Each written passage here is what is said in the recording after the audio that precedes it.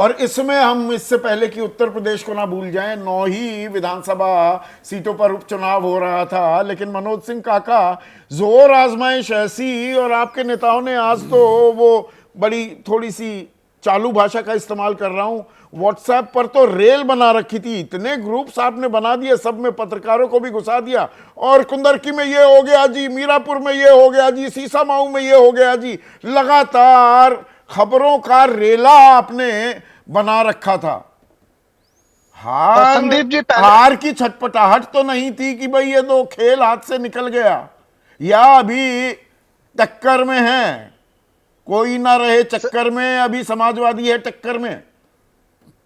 देखिए, ये तो शाश्वत सत्य है कि कोई नहीं है टक्कर में। समाजवादी ने ही टक्कर दिया है पूरे देश में। जब भारतीय जनता पार्टी का सत्ताई घमंड चरम पे था, तो किस पार्टी ने, किस राजनीतिक दल ने उसके उत्तर प्रदेश, उसके सत्ताई घमंड को नकेल कसने का काम किया? उत्तर प्रदेश की पीडीए की अवधारणा ने। और जो हम लोगों ने तस्वीरें दिखाई, वो जो बात है ठाकुर के कुएं वाली, आज ठाकुर की सरकार थी, ठाकुर का पिस्टल था और ठाकुर का दरोगा था, और भारतीय लोकतंत्र पर वहीं मीरापुर के ककरौली में पर यहां पर चुनाव आयोग भारतीय ने तो लोकतंत्र पे ताना त्वरित गया। कार्रवाई हम भी की, 10-10 पुलिस वाले निलंबित किए गए हैं, उसमें 2 दारोगा भी शामिल हैं। देखिए, अगर चुनाव आयोग ने ऐसा कार्य किया तो निलंबित नहीं, उनको बर्खास्त करना चाहिए। क्योंकि हमारे हमारे पार्टी के ही जब हमारे पार्टी ने चुनाव आयोग को जब नोटिस दिया, तो चुनाव आयोग ने स्पष्ट कहा कि नहीं, किसी भी पुलिस प्रशासन को आईडी चेक करने का हक नहीं है। वहां के पीठासीन अधिकारी और राजनीतिक दल का जो एजेंट है उसको हक है।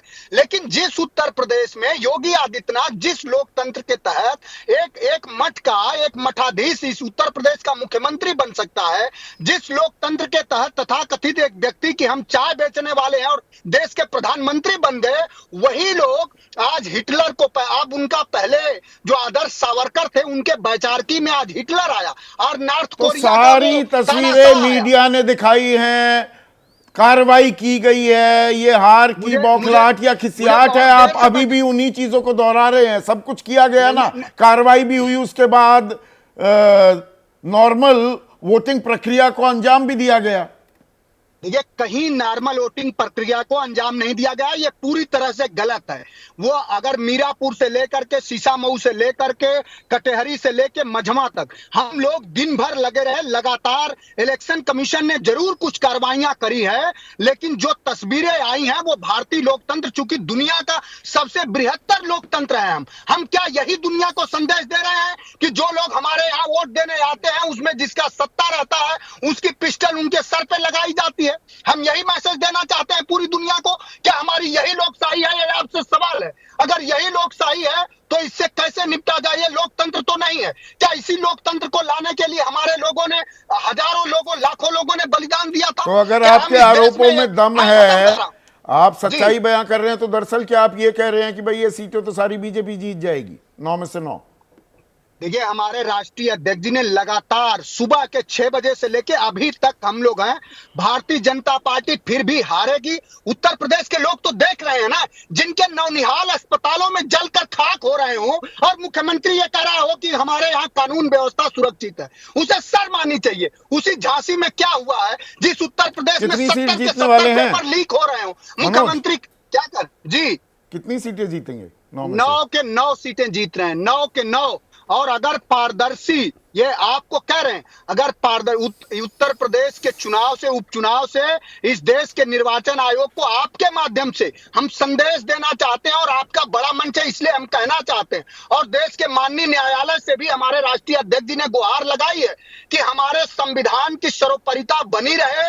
ये हमारे सर्वोच्च न्यायालय की जिम्मेदारी है। और उत्तर प्रदेश में जो तांडव हुआ है, एक वर्ग को, दलितों को, पिछड़ों को योगी आदित्यनाथ की सामंती सरकार और उनके सामंती दरोगाओं ने और पुलिस फोर्स ने जिस तरह रोका है, ये 20 नवंबर 2024 भारतीय लोकतंत्र के लिए काला दिन ठीक है, है काला दिन। महेश वर्मा, जो आरोप लगा रहे हैं ये महज राजनीतिक आरोप हैं, या जो तस्वीरें दिखी 10-10 पुलिस वाले निलंबित भी किए चुनाव आयोग ने, उसमें 2 दारोगा भी शामिल हैं, हमने तस्वीरें भी देखी, बंदूकें तानी जा रही हैं, पहचान पत्र देखने की पुलिस के पास कोई अख्तियार है ही नहीं, अधिकार है ही नहीं, ये आप भी जानते हैं, मैं भी जानता हूं।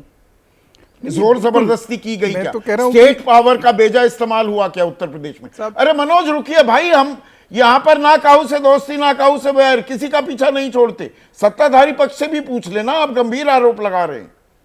सबसे पहले तो मैं ये कहूँगा कि एग्जिट पोल से ज़्यादा अगर किसी चीज़ का आभास कहीं हो रहा है तो हमारे सपा के मित्र और कांग्रेस के मित्रों का हो रहा है। इनके आभास, इनके बौखलाहट, इनके अकलाहट, इनकी चीज़ों से ये समझ में आ रहा है शासन ने अपनी ताकत का बेजा साहब ये इस्तेमाल कोई किया क्या? चुनाव मेरा में सीधा सवाल है। नहीं, चुनाव में इस तरह की घटनाओं को अगर आप अपवाद मान लें, अगर अपवाद है ये, स्वाभाविक है, इस तरह की घटनाएं घटती है और ये कोई पहली बार इस देश में बंदूकें नहीं है। तानता है दरोगा। साहब मैं कह रहा हूँ जो गलत करता है उसको सजा मिली ना, सस्पेंशन हुआ ना। चुनाव आयोग कोई आंख बंद करके काम कर रहा है क्या? और क्या इसी तरह से सारे लाखों लाख लोगों ने आज मतदान किया, उनका ये अपमान है क्या? मतलब आप इस तरह की बात कह के, अभी मैं देख रहा था पंकज जी क्या बोल गए, कह रहे हैं कि भाई कमीशन पे जो है एग्जिट पोल होता है। आप हार की बौखलाहट से इस तरह से लोगों के ऊपर उंगली उठाएंगे? आप अगर इस तरह के, इसीलिए मैंने पूछा, हरियाणा में जब जीत रहे थे तो तब मैं संदीप भाई, मैं नहीं ये तो कल पर ये घटना तस्वीरें बिल्कुल लोकतंत्र की सेहत के लिए मैं कह रहा हूं कि चिंताजनक है। स्वाभाविक है। हम कब चिंताजनक है ना सर, हम इसका समर्थन कर रहे हैं क्या? जो इतना ये चिल्ला और चीख रहे हैं, नहीं, इनकी जो उत्तर प्रदेश की तस्वीरें दिखा रहा हूँ, वही मैं कह रहा हूं कि क्या हम इसका समर्थन कर रहे हैं? क्या हम इससे कहीं आपको लग रहा है कि ये भाई अच्छा चुनाव कि आयोग ने जो कहा उसका हम विरोध कर रहे हैं? नहीं होना चाहिए। ये देखिए, मैंने हरियाणा में मेहम में चुनाव हुआ था, पत्रकारों के सर फड़े थे और बूथ लूटे जा रहे थे, तब मैंने इस तरह से रिवॉल्वर हिराते हुए पुलिस वाले देखे थे। उसके बाद में अब देख रहा हूँ, मेरे ख्याल से बहुत ही शर्मनाक चित्र है और इस तरह की घटनाओं को सामान्य बताना ये भी बहुत गलत है। मुझे लगता है कि इस तरह के चित्रों से बचना चाहिए।